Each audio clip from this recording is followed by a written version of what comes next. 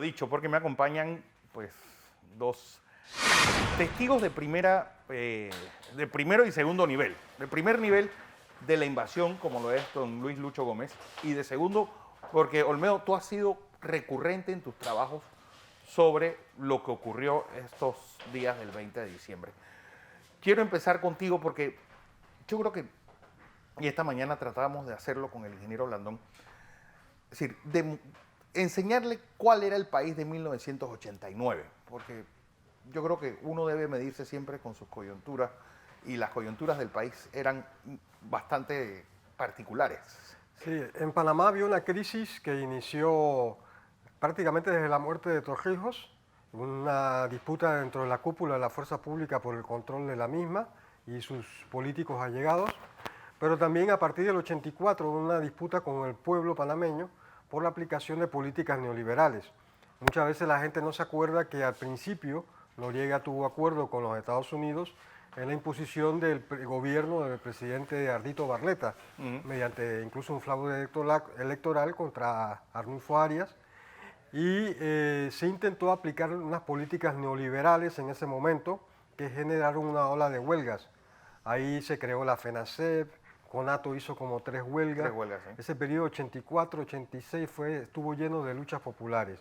Y ahí empezó la crisis y el desprestigio del régimen político, y empezó a surgir la consigna de mucha gente de que se fuera Noriega, porque expresaba que no había un sistema democrático como se quería hacer creer a partir del 84, que debía haber elecciones.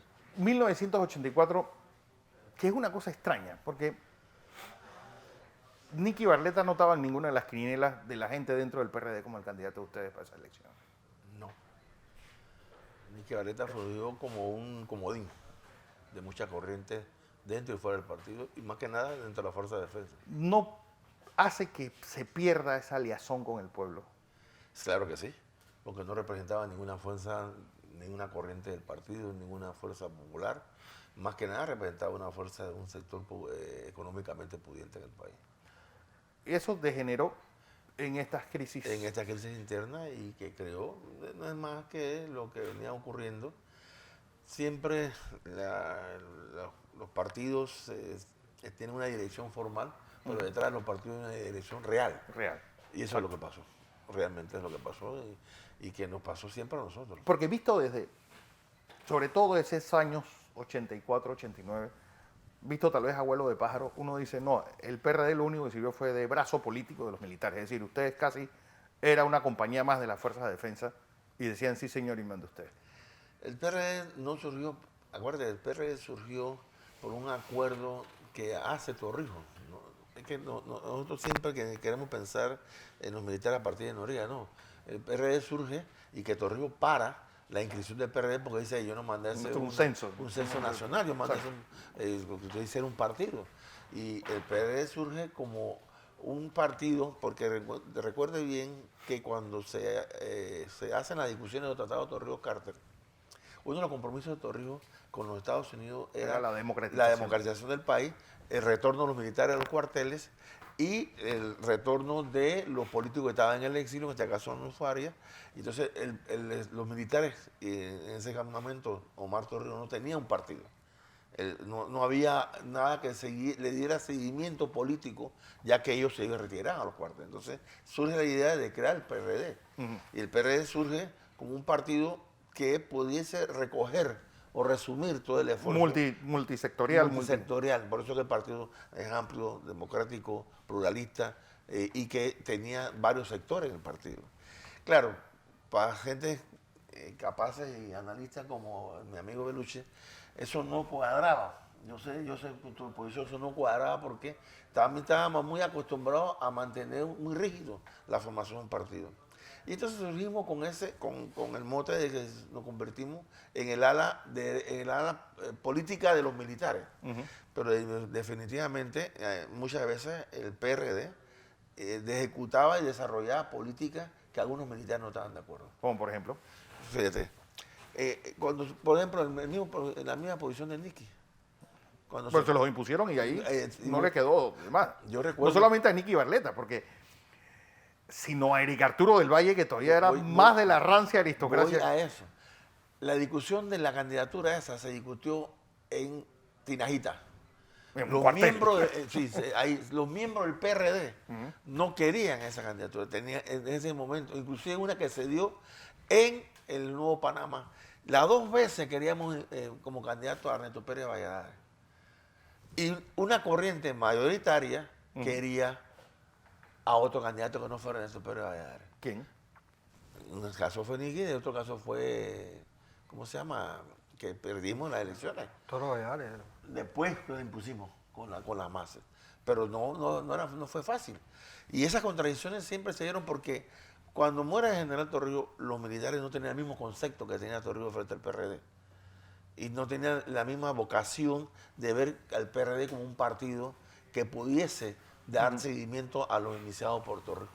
Y que muchos de los militares querían que el PRD fuera su brazo armado, como tú decías, Un brazo político. su brazo político, que sirviera ciegamente a esa situación. Por eso que también surge la tendencia, surge la corriente dentro del partido, y esas contradicciones fueron llevando a que nosotros fuéramos perdiendo la capacidad de mantener la unidad del partido, el principio torrijista, que decayó en lo que estamos ahora. Porque así llegamos a las elecciones del 89, que bueno, fue una derrota contundente, Debilitado ya. ya debilitado. Claro.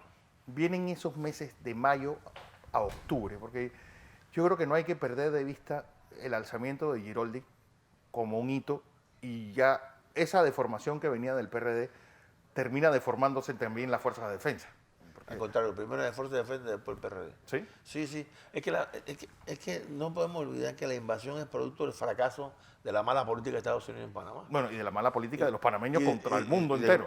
Exacto, porque la guerra es una... me corrige, profesor.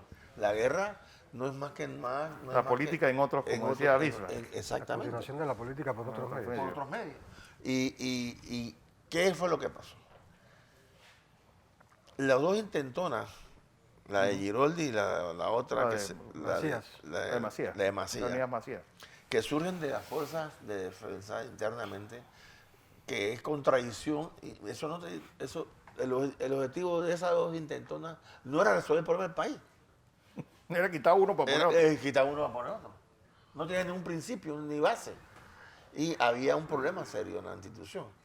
Y es que también ya comenzaban a darse los primeros síntomas de descontento de los Estados Unidos por la posición de Panamá en no intervenir directamente en la guerra de los sandinistas contra los sandinistas de la contra en Nicaragua.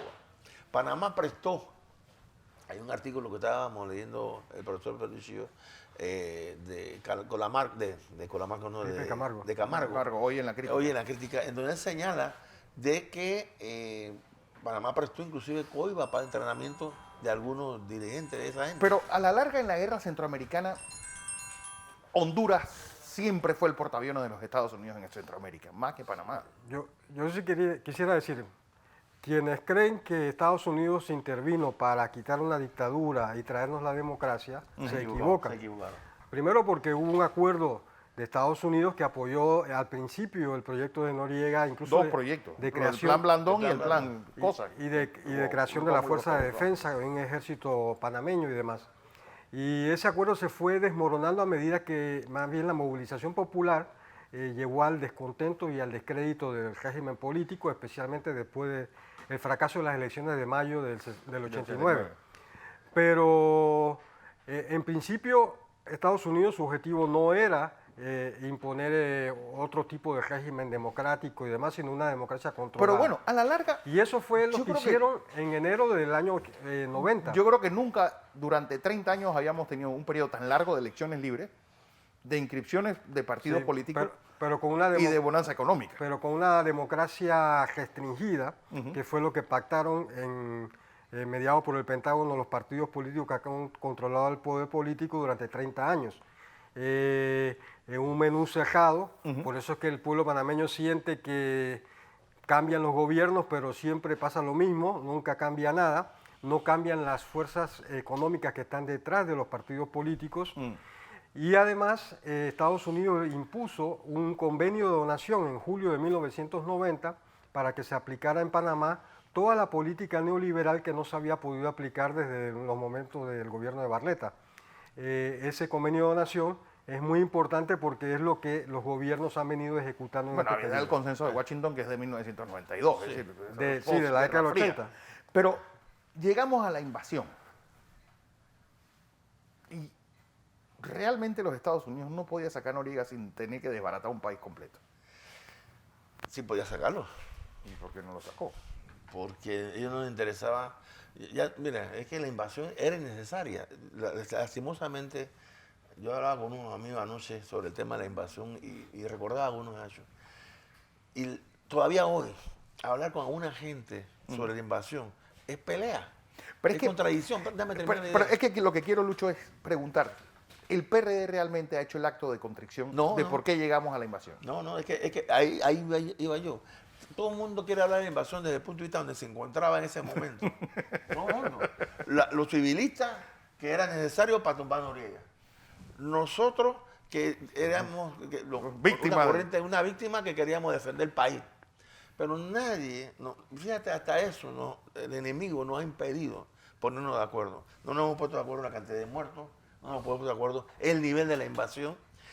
El nivel de responsabilidad de cada sector. Y mucha gente, yo le decía a este grupo anoche, de amigos anoche, que a mí lo que me dolía en un momento determinado es ver la barricada que instalaban, que no eran contra los norteamericanos, eran contra nosotros. Nosotros mismos. Contra nosotros mismos. Y la gente que salía a cantar, a darle felicitaciones a los norteamericanos, cuando hablaba hay un par de panameños que habían matado a sus tipos. Pero, por ejemplo, ¿por qué no hubo esa insurrección popular que se da cada vez que un país invade a otro? Porque ya antes de la Dos. invasión ya habíamos perdido. Dos. El control de los medios de comunicación Yo social masiva era de recuerdo ellos. las primeras encuestas que se hicieron, había un porcentaje superior al 80% de panameños favorables a la invasión. Todavía hay un Sí, porcentaje alto. pero Bueno, ya en el tiempo bajado, Pero a mi juicio, un factor clave fue la creación de la Cruzada Civilista en 1987. Bueno. La Cruzada Civilista controló las movilizaciones que se estaban haciendo y las llevó a una situación pasiva, en el sentido de que ellos mismos decían lo que tenemos que apostar todos es a que Estados Unidos es el que resuelva el asunto. Entonces, las luchas que eran callejeras muy fuertes a mitad del año 87 se fueron paralizando, después se llevaron al terreno electoral en el 89 y finalmente a una parálisis completa esperando que Estados Unidos Te interviniera. regreso a la pregunta. Entonces ellos jugaron a esa intervención norteamericana. Te regreso a la pregunta. ¿Tú crees, o la población que nos está considerando, que era necesaria una invasión para llevarse a Noriega? ¿Tú crees que era necesario un muerto, o 300, o 500, o 1000 que haya? ¿Era necesario por supuesto que no. para llevarse a Noriega? El 3 de octubre, Giroldi detuvo a Noriega, Sí. lo esposó y se lo ofreció a los norteamericanos. Entonces, ¿por qué? Porque no era Noriega era la excusa. El objetivo era volver a rearticular el país bajo un régimen político controlado por los Estados Unidos, dócil a sus intereses y a sus políticas económicas, y también el tema del canal. Pero- a mi juicio, el título constitucional que se crea casualmente en el el año año 94, como un pacto de partidos en ese momento, ha creado esta especie de zonita del canal que tenemos allí, donde la oligarquía controla la junta directiva, donde los que lucharon por la soberanía no son parte de esa junta directiva y donde ellos toman decisiones a su arbitrio sin la intervención del país. También los acuerdos de seguridad. Ellos intentaron mantener las bases militares para incumplir el Tratado del 77. No, bueno, lo del CMA fue una ocurrencia panameña, no fue una ocurrencia americana. Bueno, Pero eso- ahí hubo una intención. el centro Pero después multimodal. del 2000, Mireya Moscoso y los gobiernos sucesivos han firmado acuerdos de seguridad que de hecho crean una presencia norteamericana militar en nuestro país. Hace poco hubo ejercicios militares Bueno, los Panamax para son los la daños defensa ciudadanos. del canal, con un ejército que supuestamente no tenemos. ¿Qué está pasando hoy en Darín?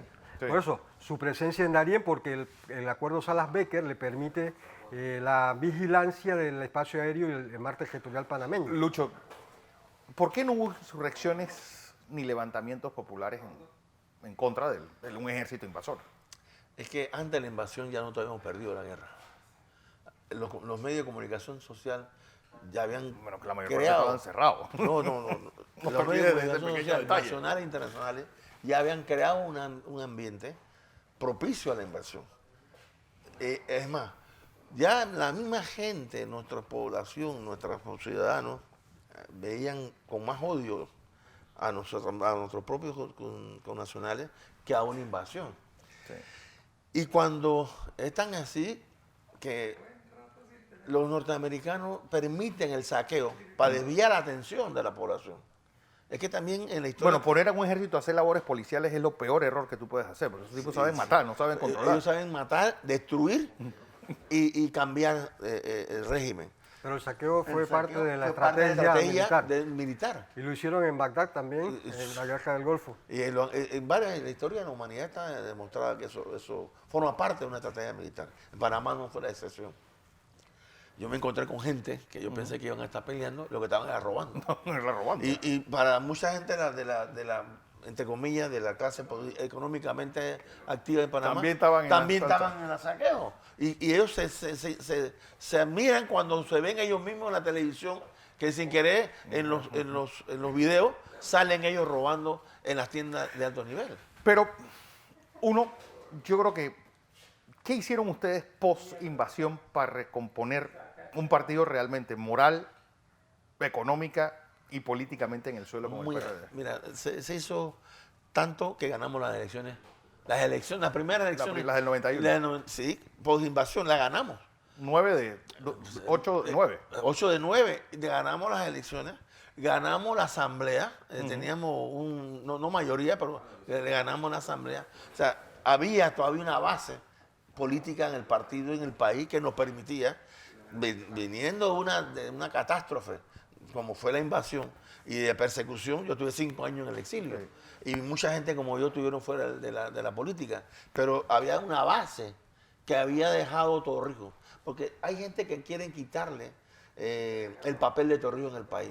Yo respeto la opinión de quien quiera pensar así. Pero independientemente de eso, él dejó una base que todavía sigue. Pero, por ejemplo, mucha gente decía que había que proscribir el PRD después de la invasión. Peor. Mucha gente también nuestra. Te puedo decir que en la embajada estaba yo exilado.